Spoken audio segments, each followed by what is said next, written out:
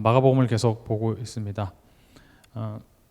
우리가 지난 시간에 이제 예수님께서 예루살렘에 입성하시고 예루살렘에 오시자마자 바로 성전에 들어가서 보시고 이제 그 다음 날에 예수님이 이제 시장하셔서 한 무화과 나무에게 갔는데 그 무화과 나무가 열매가 없으니까 예수님이 이제 저주하시죠. 그리고 나서 이제 다시 성전으로 돌아가셔서 노끈으로 채찍을 만드시고 거기에 이제 상인들과 부패한 것들을 다 몰아내십니다. 그리고 이제 내가 이 성전을 3일 만에 무너뜨리고 다시 짓겠다라는 이제 말씀을 하시고 나오는 길에 일어난 일인 겁니다. 그러니까 우리가 지난 시간을 통해서 뭘 확인했냐? 예수님께서 이 땅에 오신 목적을 예수님께서 나타내셨다 이겁니다. 예수님께서는 성전을 회복하시기 위해 오셨습니다. 여기서 말하는 성전은 우리가 하나님의 성전입니다. 또 예수님이 허물고 다시 짓겠다는 3일 만에 짓겠다는 것은 예수님의 육체, 예수님이 십자가에서 죽으시고 3일 만에 부활하시는 방법으로 그래서 새롭게 재창조하시겠다. 이게 예수님이 오신 목적입니다. 이제 그런 엄청난 의미를 내포한 사건이 벌어지고 이제 나오면서 19절에 이제 성 밖으로 나갑니다. 20절에 그들이 아침에 지나갈 때에 무화과 나무가 뿌리째 마른 것을 보고 21절에 보면 베드로가 생각이 나서 여짜오되 라삐어 보소서 저주하신 무화과 나무가 말랐나이다 이렇게 얘기합니다. 그러니까 이제 이 뿌리째 말라버린 무화과 나무를 보다가 이제 베드로가 생각이 난 거죠. 예수님이 맞아. 그때도 아니에요. 지금 뭐죠? 몇 시간이 지나지 않은 거죠. 이제 예수님이 저주하셨던 것이 딱 생각나면서 맞아. 예수님이 저거 저주했는데 진짜로 저게 말랐네 이렇게 된 거죠. 그러니까 이 장면만 봐도 예수님은 사실은 그 무화과 나무 배가 고팠는데 나무에 열매가 없는 것 때문에 배가 고파서 신경이 예민해져서 화낸 것이 아니라 거기엔 굉장히 의미를 내포하고 있다고 말씀드렸죠. 열매 없는 무화과 나무를 저주하심으로써 누구를 꾸짖으신 거예요? 열매 없는 이스라엘, 부패한 성전을 꾸짖으신 것이죠. 근데 제자들, 베드로는 어쨌든 제자들 중에 가장 수제자라고 불리는 베드로조차도 그 일이 그냥 있었는지도 까먹고 그냥 흘려보냈다는 것이죠.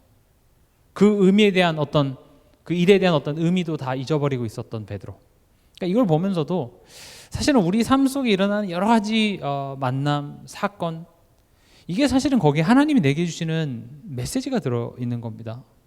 누가 보면 그냥 예수님이 배고프셔서 무화과 나무 저주한 사건으로 그냥 그렇게 흘려보내고 나중에 생각해 보니까 맞네 그게 그대로 됐네 그렇게 생각할 수 있지만 예수님은 그 한 사건이 우리에게 주시는 엄청난 메시지를 담고 있었는데 우린 거를 잊고 있었다라는 것이죠. 여러분들은 한 주간 동안 어떠셨습니까? 여러분들 삶 속에 만남, 사건, 어떤 문제, 갈등 거기에 하나님이 나를 향한 메시지들이 사실은 엄청나게 많이 들어 있습니다. 우리도 이 베드로처럼 놓치는 경우가 많습니다. 그러니까 이제 베드로는 그 예수님의 말씀이 실제로 성취된 것에 감탄하는 거죠. 놀라는 거죠. 예수님 진짜 예수님 말씀대로 됐네요. 예수님이 저주하니까 나뭇잎만은 마를 수가 있겠죠. 햇볕이 뜨겁고 하면. 근데 뿌리째 말라버린 것을 보면서 와 예수님이 말씀하시니까 정말 그대로 되네. 근데 이제 이 예수님의 대답이 더 이제 아리송합니다. 예수님이 그래 내가 이 정도다 이렇게 대답을 하신다든지 그래 내가 했어 조심해 열매 없는 것들 다 이렇게 확 뿌리까지 내가 다 말라버리게 할 수 있다 이런 경고문을 날리거나 그런 게 아니라 갑자기 예수님이 뭐라고 얘기했습니까? 하나님을 믿으라 이렇게 얘기합니다. 아니 하나님 믿었으니까 여기까지 따라왔죠. 그렇죠? 제자들이 갑자기 하나님을 믿으라. 굉장히 오늘 말씀의 제목이기도 합니다. 하나님을 믿으라. 신앙생활 여기에 50년, 60년 평생 하신 분들도 많은데 그분한테 하나님 믿으십시오 하면 제가 그럼 하나님 믿지 뭘 믿습니까? 이렇게 얘기하겠죠. 근데 이제 예수님이 지금 이 사건을 통해서 지금 뭘 얘기하고자 하냐면 하나님을 믿는다는 게 무엇인지 그거를 예수님은 가르쳐 주고자 하는 것입니다. 그럼 오늘은 하나님을 믿는다는 게 무엇인지에 대해서 우리가 좀 알아보려고 합니다. 23절에 이제 예수님이 하나님을 믿으라 하고 하나님을 믿는다라는 것은 무엇인지에 대해서 이제 그 밑에 절에 설명을 하고 있습니다. 23절입니다. 내가 진실로 너에게 이르노니 누구든지 이 산더러 들리어 바다에 던져지라 하며 그 말하는 것이 이루어질 줄 믿고 마음에 의심하지 아니하면 그대로 되리라. 이게 무슨 말이냐? 먼저 결론부터 첫 번째 결론을 내면 하나님의 하시는 일은 반드시 성취됨을 믿는 것. 이게 이제 하나님을 믿는 겁니다. 23절의 내용이요, 사실은 가장 많이 잘못 해석되어서 읽히고 있는 성경 구절 중에 하나입니다. 23절을 보면 산을 더러 들리어 바다에 던지라 그렇게 말하고 그게 이루어질 것을 믿고 마음에 의심하지 않으면 다 이루어진다고 하니까 너무 좋잖아요. 그러니까 사람들이 이 구절만 읽고 그래 내가 무엇이든지 믿고 그것을 의심하지 않으면 반드시 이루어지겠구나. 그래서 이게 자기 개발서나 무슨 성공 뭐 그걸 강조하는 그런 책에 많이 인용되는 구절이기도 합니다. 옛날에 그 유명했던 노래 중에 I Believe I Can Fly라는 노래가 있었죠. 내가 날 수 있다고 믿으면 나는 날 수 있는 겁니다 라는 노래입니다. 실제로 그거 믿고 이렇게 높은 데서 이렇게 2층 거기서 이렇게 날 수 있다고 믿고 떨어져 막 다리 다친 사람도 있고 그랬었는데, 이거는요 그렇게 해석하면 되는 게 아닙니다. 여러분 정말 마음으로 믿고 의심하지 않으면 여러분들이 원하는 대로 다 이루어지십니까? 저는 그렇게 안 이루어지던데요. 그렇죠? 한나가 얼마나 아들을 갖고 싶었는지 그렇게 눈물을 흘리면서 원했는데 안 주셨어요. 아브라함이 그렇게 하나님이 아들을 주신다고 믿었는데 안 주셨다고요. 물론 결국에는 주셨습니다만은, 이건요 단순히 그냥 요 23절만 딱 떼서 이 맥락 없이 그냥 성경 구절만 읽으면은 그렇게 해석될 수 있겠죠. 그래서 우리가 성경을 읽을 때 이 흐름, 이 맥락에서 이것이 해석이 되어져 올바로 해석이 되어지는 겁니다. 23절만 딱 적어놓고 그래 마음으로 내가 믿고 의심하지 않으면 반드시 이루어진다. 그래서 요즘에 이제 그런 사람들도 많아요. 나는 1년에 연봉 1억, 1년에 연봉 1억. 그거를 이제 맨날 아침마다 일어나서 100번씩 쓰는 거예요. 1년에 연봉 1억, 1년에 연봉 1억. 그래서 1억 번 것으로 내가 마음으로 믿고 1억 번 사람처럼 돈을 쓰기 시작하는 거죠. 끌어당김의 법칙이라 그래서 내가 그거를 마음으로 믿으면 이루어진다. 그렇게 인용을 하고 있어요. 맞습니까?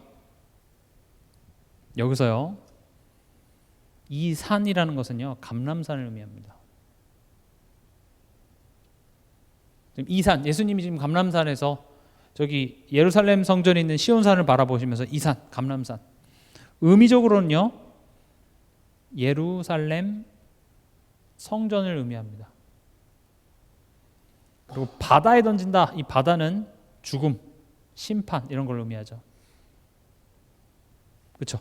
그래서 이스라엘 백성들이 홍해로 들어가고 노아 방주할 때 그 물, 바다, 이것은 죽음, 심판을 의미합니다. 그러니까 지금 이것은 어떻게 해석돼야 올바른 해석이냐? 결국 하나님께서, 예수님께서 이 땅에 오신 이유, 즉 뭐예요? 부패하고 이 옛 성전을 무너뜨리고 새로운 성전, 즉 예수 그리스도의 몸된 교회를 세우시는 그 하나님의 일이 성취된 것으로 믿는 자에게는 그렇게 성취된다라는 말입니다. 이해가 되십니까? 되게 중요한 말입니다. 이게 그냥 나의 원함, 나의 소원을 간절히 내가 믿고 하나님이 해주실 거라고 의심하지 않으면 들어준다는 말이 아니라, 지금 예수님이 이 맥락에서 지금 무화과 나무 비유를 통하여서 성전에서 막 분노하시고 하는 그 모습을 통하여서 또 대제사장들과의 대화를 통해서 지금 계속 반복해서 얘기하는 것이, 내가 이 성전을 회복할 거야. 내가 왜 예루살렘에 다시 입성했고 내가 왜 십자가에 고난받고 죽어야 되는지 그 이유에 대해서 예수님은 계속 지금 반복해서 이야기를 하고 있습니다. 하나님께서는요 내 안에 나를 새로운 성전으로 세우시기 위해서. 고린도전서 3장 16절에 바로 내가 하나님의 성전입니다. 너희가 하나님의 성전인 것과. 하나님을 믿는다라는 것은 하나님의 존재만을 믿는 것이 아니라 하나님이 하시는 일을 알고 그 하나님이 하시는 일이 반드시 성취된다는 사실을 믿는 것이 하나님을 믿는 것이다. 이걸 설명하는 겁니다. 하나님이 하시는 일이 뭡니까? 1번이고요. 하나님이 하고자 하시는 일은요, 우리를 구원하시기 원합니다. 그래서 우리를 자녀 삼으시고 또 자녀 정도가 아니라 우리를 상속자로 삼으셔서 우리를 하나님의 영광이 되게 하십니다. 이 하나님의 영광이 온 세상에 드러나는 것을 보고 세계 복음화 이렇게 얘기합니다. 하나님이 하고자 하시는 일이 있습니다. 그것을 반드시 알고 그 하나님께서 내 삶 속에 그것을 성취하시기 위해서 일하고 계신다라는 사실을 내가 믿는 것을 보고 하나님을 믿는다 이렇게 얘기합니다. 이해되십니까? 하나님이 하시는 일은 구원이 전부가 아닙니다. 나 구원하셨어. 이젠 나 할 일 다 끝났으니까 이 땅에서 너가 잘 살아남아가 아니라 하나님이 하시고자 하는 일은 결국 우리를 하나님의 영광이 되도록 여기까지 만들어내시고자 하는 그 하나님의 하시는 일을 하나님께서는 지금 내 삶 속에서 성취해 오셨고 하고 계시며 앞으로도 완성해 나가실 것이다. 말이 어려우면 쉽게 생각하세요. 그냥 하나님 지금 내 삶 속에 일하고 계신다. 요거 인지하고 있는 게 하나님을 믿는 거다. 이렇게 생각하시면 좋습니다. 하나님 지금 내 삶 속에 일하고 계십니다. 나를 구원하시고 나를 세우사 나로 하여금 하나님이 원하는 한 사람이 되도록 나를 만들어가고 지어가고 계시는 일을 하고 계신다는 겁니다. 근데 하나님이 지금 내 안에서 이루고자 하는 그 일은 보이지 않고 이 환경과 상황에 대하여서 바뀌지 않으니 하나님 왜 일하고 계시지 않습니까? 하나님 왜 내 삶 속에는 응답이 없습니까? 왜 내 직장에, 왜 내 경제에 하나님 역사하지 않으십니까? 라고 이야기하지만 하나님이 이렇게 얘기합니다. 나는 지금 그런 것들을 가지고 너 안에서 일하고 있어. 요셉이 노예로 팔려갔을 때 하나님 왜 노예에서 건져주지 않습니까? 왜 억울하게 감옥에 들어왔는데 왜 감옥에서 꺼내주는 그런 일을 하지 않으십니까? 아니야. 나는 이 상황을 통해서 지금 너 안에서 역사하고 있어. 하나님이 내 삶 속에 일하고 계신다는 것을 믿는 것을 보고 하나님을 믿는다 이렇게 얘기합니다. 이 관점이 너무 중요합니다. 왜냐? 많은 성도들이 갈등하는 이유가 구원은 받았는데 지금 내 삶 속에 이런 문제들, 우리 가정에 일어나는 여러 가지 사건들이 해석이 되질 않아요.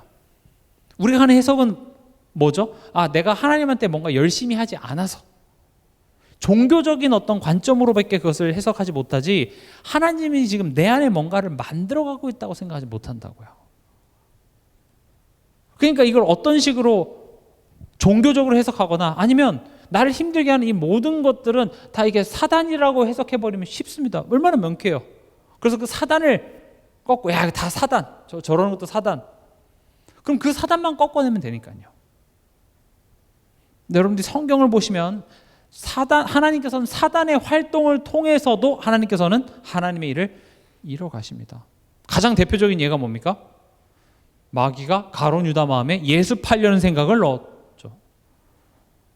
마귀의 역사입니다. 근데 마귀의 역사를 통해서 하나님 뭘 이루셨어요? 구원을 이뤄내세요. 더 거듭 강조드립니다. 불신자들은 마귀의 종입니다. 마귀가 세상 임금 노릇을 하고 있기 때문에 그들의 삶을 마귀가 쥐락펴락하고 있습니다. 그래서 불신자들에게는 그 강한 자의 손에서 벗어날 수 있는 더 강한 자가 필요합니다. 그게 누굽니까? 예수 그리스도입니다. 우리 가문에 저주와 재앙이 왜 내려오는지 모릅니다. 사단입니다. 근데 지금 제가 말씀드린 이 내용들은 불신자에게 얘기하는 것이 아니라 신자인 여러분들에게 말씀드리는 것이죠. 우리는 이미 십자가에서 승리를 이루신 예수 그리스도의 사랑 안에 우리가 들어와 있습니다. 우리가 흔들리는 이유는 사단이 내 마음속에 들어와서 내 마음을 쥐락펴락해서가 아니라 그 승리를 믿지 못하는 나의 믿음이 흔들려서 그런 겁니다. 그래서 우리가 사단과 머리끄댕이를 잡고 싸우는 것이 아니라 내 믿음을 굳건하게 하는 것으로 사단은 떠나가게 되어 있습니다. 내 안에 빛이 있기 때문에 사단이 여러분들을 주장하지 못합니다. 그러나 여러분들의 믿음이 흔들리면 내가 속게 되어 있습니다. 내가 자발적으로 죽음의 권세 아래 죽음 쪽으로 내가 걸어가게 되어 있다니까요. 우리 히브리서 13장 20절에서 21절 한번 같이 읽어보겠습니다.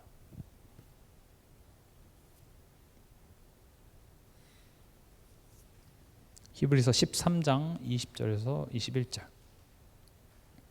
하나님이 일하고 계신다라는 부분에 대한 무슨 일을 하시냐 이걸 설명하는 것이 히브리서 13장 20절에서 21절입니다. 같이 읽겠습니다. 양들의 큰 목자이신 우리 주 예수를 영원한 언약의 피로 죽은 자 가운데서 이끌어내신 평강의 하나님이 모든 선한 일에 너희를 온전하게 하사 자기 뜻을 행하게 하시고 그 앞에 즐거운 것을 예수 그리스도로 말미암아 우리 가운데서 이루시기를 원하노라. 영광이 그에게 세세 무궁토록 있을지어다. 아멘. 보세요. 20절에 보면 그냥 예수 이렇게 하지 않고 영원한 언약의 피로 죽은 자 가운데서 이끌어내신 평강의 하나님 이렇게 설명을 합니다. 제가 이번 주 1배 때도 좀 그런 부분에서 얘기하려고 하는데 우리가 구원 받고 난 다음에도 왜 자꾸 십자가 예수님이 너를 위해서 십자가에 죽었다 이런 말을 성경이 하고 있냐면 그게 우리의 가치를 이야기를 하는 겁니다. 하나님이 우리를 구원한 과정만 봐도 우리는 그냥 그저 그렇게 살아갈 사람이 아니라니까요. 여러분 한 사람 구원해내겠다고 예수님이 육신의 몸을 입고 오셔서 그 수모와 고난을 겪으시고 십자가에 죽어내시는 방법으로 여러분들을 구원해내셨습니다. 더 쉽게 얘기해 볼게요. 트럼프 대통령 올 때 우리나라에서 완전 극진한 대접을 했죠. 어떻게 그 정상을 맞아들이냐에 따라서 그 정상이 얼마나 귀하냐가 결정되듯이 하나님이 이렇게 얘기하는 겁니다. 내가 네 구원한 과정을 봐봐. 너 구원하려고 내가 내 아들을 십자가에 못 박았다고. 왜 자꾸 그걸 얘기하는 겁니까? 너는 가치 있는 사람이야. 구원받고 끝. 하나님이 용서해 줬으니까 아무렇게나 살아도 돼가 아니라 너는 가치 있는 사람이라고. 그래서 그 내용을 우리 안에 채우고자 하는 겁니다. 근데 하나님이 속상하고 성령을 근심케 하는 이유가 뭡니까? 내가 그런 가치 있는 사람이라는 것을 자꾸 상실해요. 가치 없는 자 같이 굴어요. 이해가 되시죠? 그래서 우리가 십자가를 통하여서 얻을 수 있는 메시지가 뭐예요? 내가 그렇게 귀한 사람이구나. 내가 잘나서가 아니라 하나님이 나를 사랑하시고 하나님이 나라는 보잘것없는 그 질그릇에 보화를 담아내기를 원하신대요. 이해가 되시죠? 내가 훌륭해서가 아닙니다. 내가 나이가 많아서 내가 이제 와서 뭘 할까? 아닙니다. 여러분 한 사람 구원해내자고 하나님 홍해 가르셨습니다. 여러분 한 사람 구원하자고 하나님께서는 태양을 멈추시기도 하시고, 그렇죠? 성경의 이 모든 내용들 그게 뭘 증거합니까? 너는 귀한 사람이야. 그래서 21절이 이어지는 겁니다. 그 하나님이, 그러니까 지금 그냥 하나님이라고 얘기하지 않고 그 앞에 수식이 붙잖아요. 주 예수를 영원한 언약의 피로 죽은 자 가운데서 이끌어내신 평강의 하나님이 모든 선한 일에 너희를 온전하게 하사. 가치 있는 자기 때문에 그냥 법적으로 내 자녀가 끝이 아니라 온전하게 하겠대요. 내가 양자 삼아서 이제 법적으로 내 아들이니까 이제는 알아서 살아가 아니라 이제는 내 아들로서 너를 온전하게. 그래서 하나님이 성령으로 우리와 함께 가서 우리 삶 속에 이렇게 쉬운 길을 이렇게 편하게 가게만 하는 것이 아니라 우리를 자꾸 지지고 볶고 하는 겁니다. 여러분들 좀 이제 느끼시잖아요. 인간은요, 편하면 예수를 믿지 않습니다. 하나님을 바라보질 않습니다. 물론 예수님을 믿는다라는 것은 하나님의 은혜로부터 시작됐으나 우리가 삶을 살아가면서 우리는 하나님을 바라보지 않습니다. 우리가 죄를 지어서 죄인이 된 것 같습니까? 아닙니다. 성경이 말하는 바는 뭐냐? 너가 죄인이니까 죄밖에 못 짓는다예요. 너 성경 어겼네, 너 죄인이야가 아니라 봐, 죄밖에 못 짓지. 왜 그런 줄 알아? 네 본질이 죄인이라서 그래. 우리는요, 하나님의 이런 간섭과 개입 없잖아요. 하나님 안 믿습니다.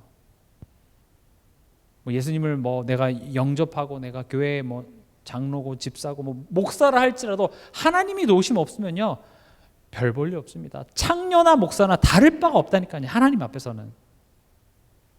근데 그 하나님께서, 구원하신 하나님께서 우리를 어떻게 하겠다고요? 온전하게 하사. 여러분들의 하루하루가 하나님이 여러분들을 온전하게 하시고자 하는 자기의 뜻을 행하시는 것입니다. 21절 다시 보면 모든 선한 일에 너희를 온전하게 하사 자기 뜻을 행하게 하시고 그 앞에 즐거운 것을 예수 그리스도로 말미암아 우리 가운데서 이루시기를 원하노라.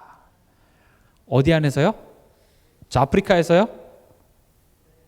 저 유럽에서요? 내 안에서. 우리 갈라디아서를 통해서 배웠죠. 성령의 열매. 여러분 안에서 하나님의 그 기쁘신 뜻을 이루고자 한답니다. 그러니 이게 얼마나 힘들어요. 내 안에 더러운 것밖에 없는데, 내 안에 원망과 불평과 하나님 못 믿는 것밖에 없는 내 안에 성령께서 찾아 들어오셔서 인격적으로 그걸 설득해내사 우리 안에 하나님의 그 앞에 즐거운 것을 예수 그리스도로 말미암아 우리 가운데 이루시기를 원하노라. 그래서 예수 믿는 과정은 내 내면의 갈등이 막 계속 부딪힙니다. 부담이 되기도 하고 원망이 되기도 하고 이게 맞나 싶기도 하고. 그런 내 내면에 일어나는 여러 가지 갈등은 정상인 겁니다. 근데 우리는 마음 편하려고 도망가죠. 그러지 마시기 바랍니다. 힘달라고 기도하시기 바랍니다. 하나님을 믿는다라는 건 뭐라고요? 하나님이 내 삶 속에서 일하고 계심을 내가 인지하고 믿는 것이 하나님을 믿는 것입니다. 그리고 그 일이 무엇인지 아는 것. 그러니까 하나님의 일하심을 우리는 계속 의심하고 있기 때문에 우리는 불안하고 또 어떤 내 주장, 내 고집이 먼저 나가기도 하죠. 두 번째입니다. 하나님을 믿으라. 무슨 말일까요? 24절에 보면 그러므로 내가 너에게 말하더니 무엇이든지 기도하고 구하는 것은 받은 줄로 믿으라. 그리하면 너에게 그대로 되리라. 이건 무슨 말이냐? 좋으신 하나님을 신뢰하라. 이 말입니다. 하나님을 믿는다라는 것은요, 쉽게 얘기해서 무엇이든지 기도하라. 기도하지 않는 것은 뭐예요? 하나님 안 믿는 겁니다. 여기서 하나님 안 믿는다는 것은 그러니까 넌 지옥 간다 이런 차원이 아닙니다.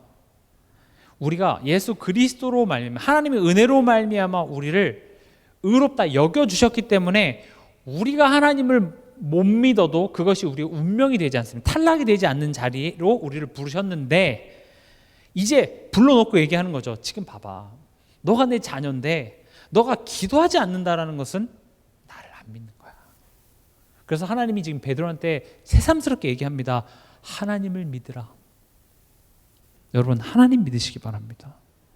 저도 오늘 이 말씀 준비하면서 그래 내가 하나님을 안 믿고 있구나. 어떤 문제와 상황에 대해서 기도보다는 이제 내 생각, 어떤 나의 방법 이런 생각의 소리에 더 귀를 기울이게 되죠. 하나님을 믿으면 기도하게 돼 있습니다. 기도하지 않는 나의 인생, 하나님 안 믿는 겁니다.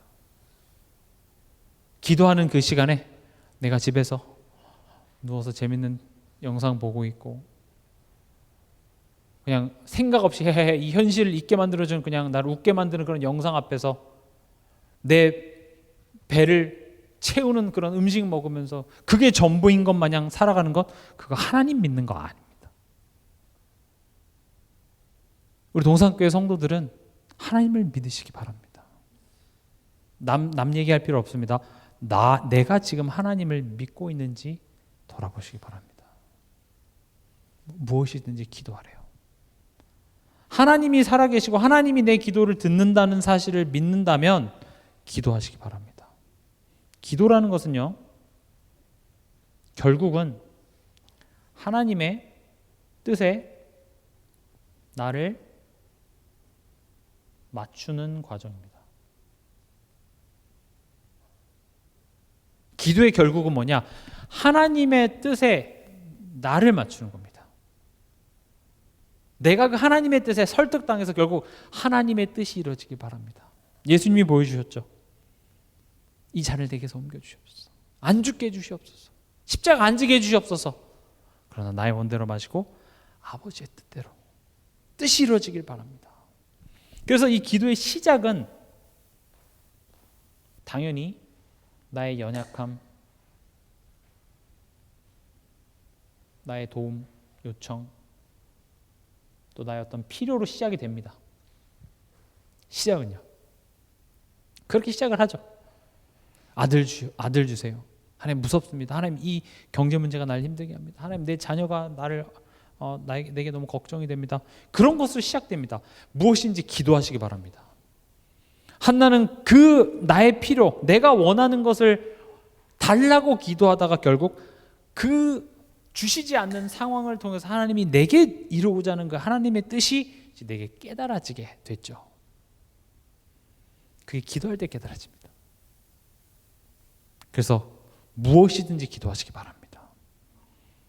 훌륭한 기도, 하나님은 우리의 그런 어떤 훌륭한 언변에 속아 넘어가시는 하나님이 절대 아닙니다. 그래서 제가 가끔씩 얘기하잖아요. 문제가 있습니까? 걱정되는 게 있습니까? 그거 기도하세요. 해결해 달라고. 이제 곧 수능인데 자녀가 수능을 봐야 된다. 수능 잘 보게 해달라고 기도하세요. 지금 뭐 내가 세계보고만 급합니까? 아니죠. 수능 잘 보는 것을 원하잖아요. 그걸 가지고 기도하시라고요. 그렇게 하나님이 하실 수 있고 하나님이 그 상황 속에서 지금 내게 메시지가 있다는 사실을 기도하는 과정 속에서 내게 깨달아지니 기도하시기 바랍니다. 내 자녀가 속을 썩입니까? 하나님 내 자녀를 좀 어떻게 해주시옵소서. 내 아내, 내 남편이 속을 썩입니까? 남편을 위해 기도하세요. 이거 보세요. 무엇이든지 기도하시기 바랍니다. 여러분들은 그럴 만한 자격이 있습니다. 왜요? 하나님이 아빠잖아요. 기도하세요. 괜찮습니다. 그리고 뭐라고 얘기합니까? 구하는 것은 받은 줄로 믿으라.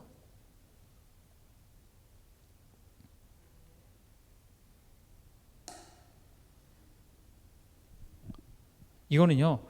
그래 내가 기도했으니까 이미 이루어진 거다. 이렇게 자기 스스로 이렇게 암시하라는 말이 아니라 하나님이 이미 내 기도를 들으셨다라는 확신 속에서 살아가라는 겁니다. 하나님 들으셨습니다. 하나님 들으셨습니다. 여러분들의 기도를. 여러분들이 무엇 때문에 눈물을 흘리고 무엇 때문에 마음 아파하고 무엇 때문에 지금 가장 갈등하고 속상한지 하나님 들으셨습니다. 그리고 하나님께서는 지금 두 번째 내용이 뭐예요? 좋으신 하나님을 신뢰하라 라고 제가 이렇게 제목을 붙였죠. 받은 줄로 믿으래요. 하나님은 여러분들이 구한 거 딱 맞춰서 주는 게 아니라 구한 것보다 더 큰 것, 우리가 감히 상상할 수 없는 더 크고 은밀한 일들을 우리를 위해서 준비하고 계신다는 사실을 기억하시기 바랍니다. 지금은 이해되지 않아도 하나님을 신뢰하라는 말입니다. 그게 하나님을 믿는 겁니다. 우리가 믿음이라고 했을 때 어떤 설명으로 그게 다 이해가 되면 그건 믿음이 아닙니다. 그때 믿음이 생기지 않습니다. 믿음은 언제 생깁니까? 설명이 되지 않아요. 이 현실이 설명이 되지 않아요. 이해가 되지 않습니다. 여기서 뭘 어떻게 하려고 그래요? 내 어떤 상식과 내 이해로는 보이지 않는 그곳에서 생기는 게 믿음입니다. 우린 자꾸 설명을 원하죠. 내 상식선에서 하나님이 내 상식으로 내려오셔서 이게 좀 이렇게 된다는 것을 좀 설명해 주세요. 그래서 나로 하여금 불안하지 않도록. 그러나 하나님이 하시고자 하는 것은 그렇게 설명해줘서 내가 불안해하지 않는 것이 아니라 내가 너의 좋은 하나님을 내가 신뢰함으로 내가 안심하기 원하는 겁니다. 이걸 설명하기 위해서 제가 또 예를 들죠. 이번 달 전기, 요금, 수도세, 이번 달 식비 어떻게? 그 아빠가 다 알아서 낼 거야. 좀 설명해줘. 그 어떻게 내야 되는지 설명을 해줘봐. 어떤 방식으로, 어떤 은행에서 언제 몇 월 며칠 날 어떤 방식으로 그걸 계좌 이체를 하고 뭘 할 건지 내게 설명을 해줘서 나로 하여금 안심하게 해줘. 한마디면 끝납니다. 나 네 아빠야. 나 네 엄마야. 매번 그것을 설명해줘서 그 아이 수준에 설명해줘서 그것을 설명이 납득이 돼서 휴 다행이다 하고 자면 그것은 건강한 관계가 아니죠. 이해가 되시죠?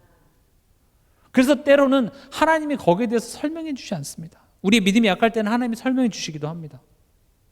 믿음이라는 것은 우리는 설명으로 채우는 것이 아니라 하나님을 신뢰하는 겁니다. 근데 하나님이 무조건 날 신뢰하라가 아니라 성경 말씀을 통하여서 인생들을 보여주고 있잖아요. 야 봐봐, 내가 아브라함의 인생 봐봐, 요셉의 인생 봐봐, 야곱의 인생 봐봐. 결국 내가 어떻게 했니? 내가 좋은 것 만들어냈지. 하나님을 믿으라라는 말은 좋으신 하나님을 신뢰하라는 말입니다. 절망 속에서도 하나님은 여전히 일하고 계신다는 그 확신을 붙잡는 겁니다. 내 자녀 내 마음대로 되지 않죠. 또 내 가족 내 마음 같지가 않습니다. 그리고 내가 뭐 이런 방법 저런 방법 때로는 당근을 줘보기도 하고 채찍을 줘보기도 해도 안 바뀌는 그런 상황 속에서 문제는 뭐냐면 하나님이 지금 내 가정 속에 내 삶 속에 지금 역사하고 계신다는 사실을 믿지 못하는 내 안의 불신앙이 더 큰 문제거든요. 그게 안 믿어지니까 내가 이 방법 저 방법 써보려고 해요. 그 방법을 쓰지 말라는 말이 아니라 하나님이 지금 내 눈앞에는 절망 중이지만 일하고 계시는구나 라고 볼 수 있는 그 영안이 열리는 것이 하나님을 믿는 겁니다. 그것을 보여주는 사건이 뭐였죠? 도단성에 아람 군대가 둘러싸고 있을 때 사환이 막 우리는 죽었구나 했을 때 눈을 열어줬는데 불말과 불병거가 일하고 있었습니다. 내가 하나님 도와주세요. 그제서 하나님이 졸다가 출동하라. 그래서 출동하신 것이 아니라 하나님은 우리와 함께 계시고 사환이 일어나서 아이고 우리 큰일 났네라고 깨닫기 전부터 이미 불말과 불병거가 거기를 둘러싸고 있었습니다. 하나님을 신뢰하시기 바랍니다. 여러분들의 가정에, 여러분들의 자녀에, 여러분들의 배우자에 하나님께서는 역사하고 계십니다. 제일 중요한 것은 그것을 통하여서 내게 주시는 말씀, 하나님을 믿는 나의 믿음을 하나님께서는 만들어내시기 위해서 허락하셨기 때문에 그래, 지금 내가 이해되지 않아도, 지금 이게 앞으로 어떻게 될지 소망이 없는 것처럼 보여도 하나님을 신뢰하라. 이게 예수님이 말씀하신 하나님을 믿으라 라는 한 문장이 들어있는 겁니다. 제가 과잉 해석하는 것이 아니라 지금 예수님이 이 맥락 속에서 지금 24절에 얘기하는 거잖아요. 그러므로 내가 너에게 말하노니 무엇이든지 기도하고 구하는 것은 받은 줄로 믿으라. 그리하면 너희에게 그대로 되리라. 그러니까 이 맥락 없이 성경을 읽으면 그래 맞아, 내가 무엇이든지 나의 욕망을 채우기 위해서 하나님 주시옵소서 된 줄 믿겠습니다. 하나님은 내 욕망을 채워주시는 분이 아닙니다. 내 욕망이 내게 유익하지 않기 때문에 하나님은 욕망보다 우리의 기쁨이 넘치는 그 기쁨의 근원을 회복하고자 하시는 것이죠. 순간의 쾌락, 순간의 즐거움, 그게 답이 되지 않습니다. 결국은 이 세상에 예수보다 더 귀한 것은 없다. 요거 깨닫게 하실 겁니다. 성화되는 게 다른 게 아닙니다. 그게 성화입니다. 예수보다 귀한 게 없구나. 하나님 없이 내가 살아갈 수 없는 존재구나. 이거를요, 내가 인정하는 것으로 깊어지는 것, 이게 성화입니다. 그게 지혜로운 사람입니다. 그래서 하나님은 내 마음대로 될 것 같은 것도 하나님께서 안 되게 탁탁탁 만들어서 여러분들로 하여금 하나님께 무릎 꿇게 만들잖아요. 마지막입니다. 25절에 서서 기도할 때에 아무에게나 혐의가 있거든 용서하라. 그리하여야 하늘에 계신 너희 아버지께서도 너희 허물을 사하여 주시리라 하시니라. 지금 이 맥락을 모르면요, 지금 베드로는 정말 예수님 말대로 무화과 나무가 말랐네요, 하나님 믿으라 하면서 갑자기 기도 이야기하고, 산 옮기는 이야기하고, 기도 이야기하고, 다른 사람 용서하라, 갑자기 이런 이야기를 하시기 시작하거든요. 근데 결국 예수님은 그 사건을 통해서 뭘 설명하고자 하냐? 하나님을 믿는다는 게 무엇인지. 우린 내가 하나님을 믿는다고 생각합니다. 믿는다는 게 진짜 무엇입니까? 그게 세 번째입니다. 세 번째는 뭐냐? 계명을 지키는 겁니다.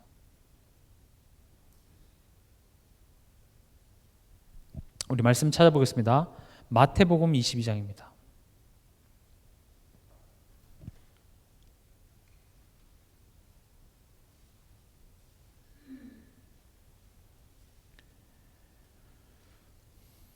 마태복음 22장 37절에서 39절입니다. 같이 읽어보겠습니다. 예수께서 이르시되 내 마음을 다하고 목숨을 다하고 뜻을 다하여 주 너희 하나님을 사랑하라 하셨으니 이것이 크고 첫째 되는 계명이요 둘째도 그와 같으니 내 이웃을 내 자신과 같이 사랑하라 하셨으니. 우리가 하나님을 믿는 것은 그냥 하나님 이렇게 믿는 차원이 아니라 하나님의 계명을 지키는 것입니다. 요한복음 14장 15절에도 보면 너희가 나를 사랑하면 나의 계명을 지키리라. 첫 번째 계명이 뭐라고요? 아까 마태복음에 하나님을 사랑하라. 하나님을 사랑하기 위해서는 어떻게 해야 됩니까? 하나님을 알아야 됩니다. 하나님을 믿는다라는 것은 하나님의 계명, 하나님이 예수님을 통해서 우리에게 주신 계명을 지키는 것이며, 그 계명의 내용은 뭡니까? 하나님을 사랑하는 것이고, 하나님을 사랑하기 위해서는 하나님을 알기를 힘써야 됩니다. 그리고 두 번째 뭘 얘기하고 있습니까? 이웃사랑. 여기서 말하는 이웃은 내 옆집만을 의미하는 것이 아니라 나 외의 모든 사람입니다. 그럼 여기에 뭐가 들어가겠습니까? 내 가족,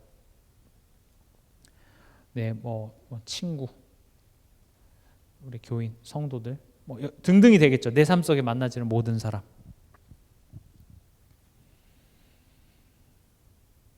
하나님을 믿는다라는 것은요, 나 하나님 믿었고 내가 이거 다 잘 지켰으니까 나는 천국 가고 너네들은 지옥에 뗄까 합니다, 이렇게 얘기하는 것이 아니라 하나님을 사랑하고 그 하나님의 사랑이 누구에게까지 이제 전달이 되는 겁니까? 나 외의 모든 사람에게. 여기에 결정판이 뭡니까? 그게 전도예요. 요한복음 13장 34절에서 35절에도 보면 새 계명을 너에게 주노니 서로 사랑하라. 여기서 서로 사랑하라는 것은 사랑 간의 사랑을 얘기합니다. 내가 너희를 사랑한 것 같이 너희도 서로 사랑하라. 너희가 서로 사랑하면 이로써 모든 사람이 너희가 내 제자인 줄 알리라. 그러니까 사랑하는 건 할 수 있겠습니다만은 지금 오늘 25절에 나온 내용이 뭡니까? 용서하라가 나옵니다. 그러니까 나한테 별 잘못 없는 사람을 사랑하는 건 할 수 있겠죠. 불의를 돕는다든지 남을 위해 헌신하는 건 할 수 있겠는데, 뭔가 저 사람이 나에게 잘못했는데 용서한다? 어렵습니다. 지금 용서를 얘기하고 있잖아요, 그렇죠? 꼭 기억하시기 바랍니다. 하나님과 나와의 관계를 항상 하나님은 하나님과 나와의 관계에서만 하는 것이 아니라 그게 어디로 확장됩니까? 사람과의 관계로 확장이 됩니다. 에베소서에 봐도 하나님 사랑이 결국 남편들아, 아내들아, 상전들아, 종들아, 부모들아, 자녀들아 하면서 우리 삶 속에 맺어지는 이 사람과의 관계와 하나님과의 관계를 같이 맺고 있습니다. 거기에 대한 정답이 어디에 있냐? 그게 창세기에 있습니다. 하나님이 천지를 창조하실 때 아담 너를 통하여 너를 복이 되게 해서 너를 통하여 다스리고 정복하고 아브라함에게도 너를 통하여 천하 만민이 복을 얻도록. 그리고 하나님과 나와의 관계, 하나님으로부터 오는 생명나무를 먹고 하나님의 말씀에 순종하는 선악을 알게 하는 나무의 실과 그 하나님과의 관계 속에 우리가 있을 때 복의 근원인 나를 통하여서 모든 사람이 살아나는 그 창조의 질서 속에 하나님은 인간을 창조하셨기에 우리가 하나님의 자녀가 됐지만 여전히 내가 하나님을 믿지 못할 때마다 그 믿지 못하는 열매들이 관계 속에서 나타나지더라는 겁니다. 말이 어렵습니까? 그래서 쉽게 생각하면 사랑과 갈등이 있을 때마다 내가 지금 하나님을 믿지 못하고 있구나. 하나님을 불신하고 있구나. 이렇게 돌아가시라는 겁니다. 그러니까 얘기하죠. 25절에 아무에게나 혐의가 있거든 용서하라. 그리하여 하늘에 계신 너희 아버지께서도 너희 허물을 사하여 주시리라.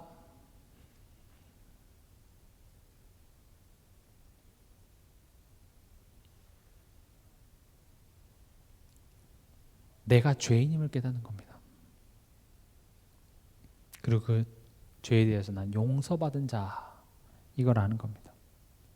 여러분 정말 구원에 대한 감사가 있습니까? 이번에 그 강단 본문에서도 우리 구원의 하나님을 내가 기뻐한다고 얘기했는데 여러분 구원이 감사하십니까? 구원하면 막 눈물이 툭툭 떨어지고 구원 이게 너무 감사해서 내가 주를 위해 헌신하고 봉사하는 게 막 기쁨과 감사로 합니까? 구원 하면서 화장실 청소하면서 그래 구원. 교회를 위해서 내가 식당 봉사를 하면서 그래 구원. 초대교회는 구원 이 단어 하나 때문에 내가 교회를 위해 내 목을 내놓는 것을 영광으로 여겼습니다. 구원이 우리에게 그렇게 큰 감사와 감격으로 와닿지 않는 이유는 내가 얼마나 추악한 죄인인지 몰라서 그렇습니다. 내가 얼마나 큰 죄악 속에 빠져 있었고 심지어 거기서 우리가 구원을 받았어도 또 우리는 하나님에게 대하여서 죄밖에 짓지 못하는 우리의 본질상 하나님을 진노할 수밖에 없는 나라는 사실을 몰라서 그렇습니다. 그래서 율법을 통하여서 아까 제가 설명드렸죠. 끊임없이 얘기합니다. 죄를 짓지 말라는 것이 아니라 죄 지을 수밖에 없는 이유는 너가 죄인이기 때문에 그래. 이걸 얘기하는 게 율법입니다. 그렇죠? 제가 지금 빛의 자녀처럼 행하라. 하나님 자녀답게 행하라라고 말을 하지만 제가 삶 속에서 저의 행실이 완벽할까요? 완벽하지 못합니다.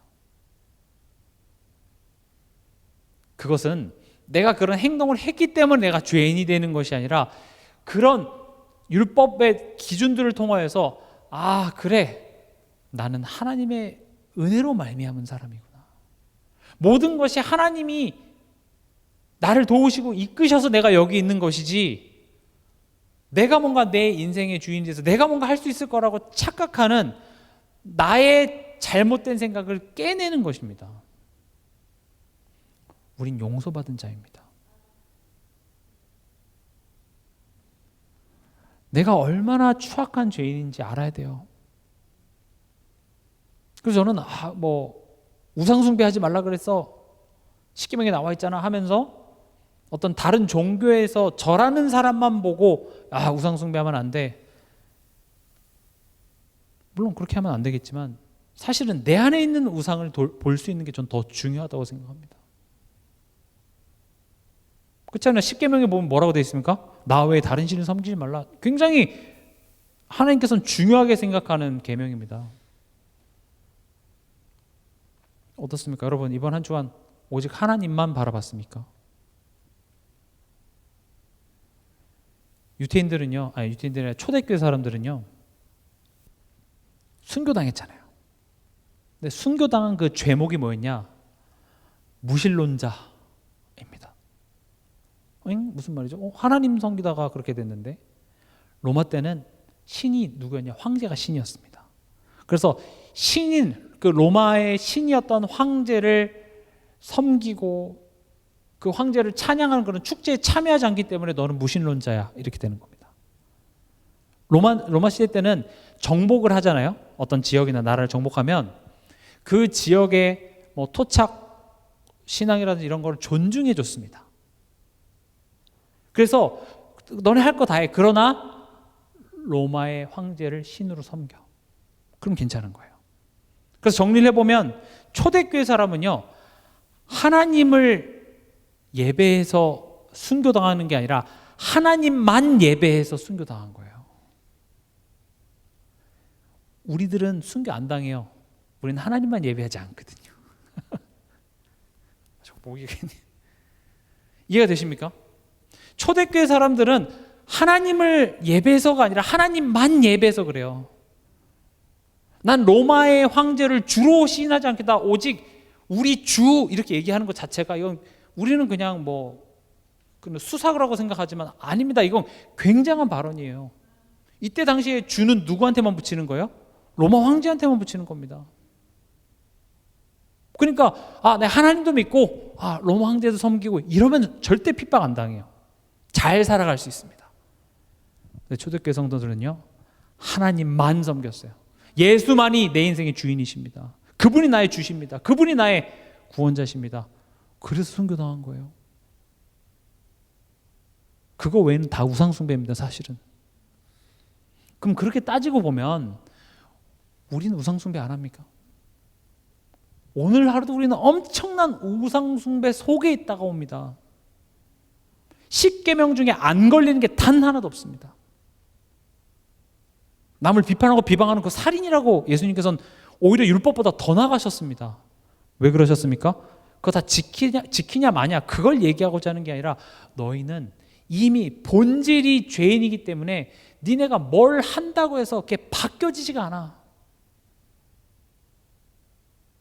근데 그런 우리를 예수님이 십자가에 대신 죽으심으로 말미암아 옛사람이었던 우리가 예수와 함께 십자가 못 박으셨고 하나님의 자녀로 의롭다 칭해 주신 것입니다. 우리가 복음을 알면 알수록 난 복음 다 깨달아서 복음 깨닫고 보니까 뭐 어쩌고저쩌고 그런 이야기를 할 수가 없습니다. 전도 좀 되고 뭐 이렇게 현장에서 이렇게 역사 좀 일어난다고 해서 복음 깨달았다. 절대 그렇게 되지 않습니다. 복음 깨달으면 깨달을수록 더욱더 하나님 말씀을 어린아이와 같이 순종하게 되어 있습니다. 더욱더 기도하게 되어 있습니다. 내 힘으로 할 수 있는 것이 아무것도 없구나. 겸손을 떠는 것이 아니라 진짜로 교만이라는 게 나올 수가 없습니다. 내가 깨달은 복음, 우리 교회만, 우리 교단만, 우리 조직만 그럴 수가 없습니다. 이 모든 것이 하나님의 은혜입니다. 어떻게 죄인인 내가 이걸 깨달았다고 얘기할 수 있겠습니까? 내가 전도한 것입니까? 아닙니다. 내가 용서받은 자고 내 안에 있는 은혜가 풍성할 때 상대방이 불쌍해 보입니다. 용서는 그때 나오는 겁니다. 그래, 계명 지키라 그랬는데 용서하라 그랬는데 용서를 하기 싫은데 막 용서를 억지로 하는 그런 차원이 아니라 그 상황 속에서 내가 죄인임을 깨닫는 겁니다. 내가 저 사람 비판하고 있었고 내가 정죄하고 있었고 내가 뭐지? 나는 과연 잘하고 있는지 돌아보면 잘하고 있는 게 없을 거라니까요. 나는 믿고 있나? 나는 잘하는 게 없어요.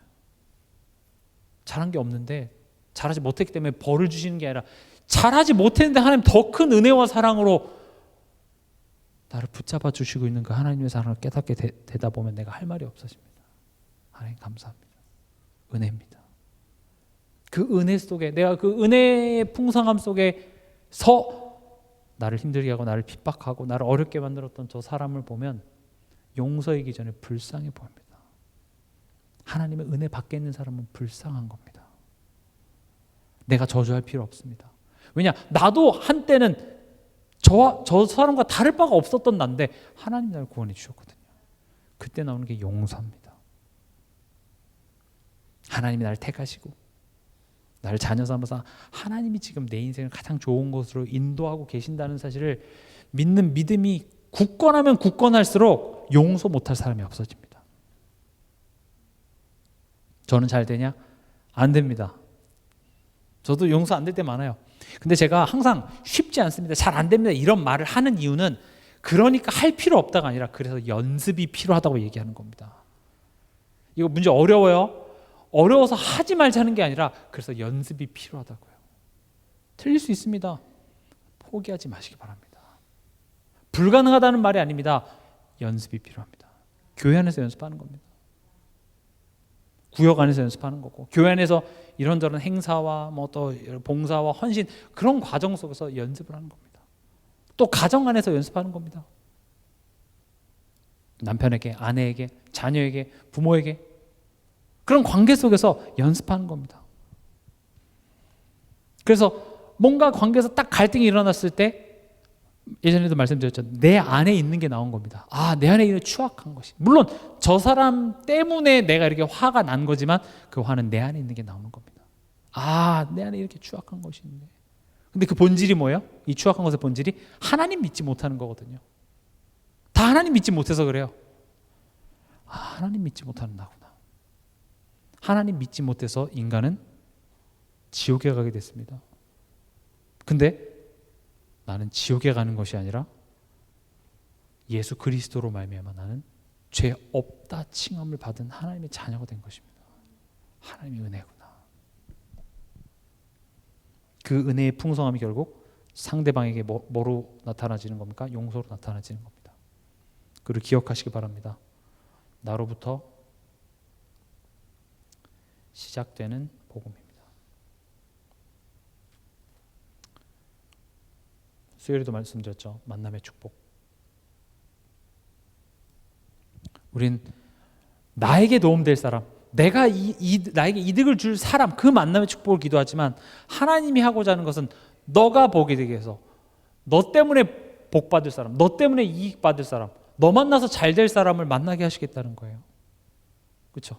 여러분들이 돈 꿀 사람을, 돈 빌려줄 사람 만나는 게 좋습니까? 여러분들을 잘 되게 해서 너가 다른 사람에게 돈 빌려줄 사람이 되는 게 낫겠습니까? 당연히 후자겠죠.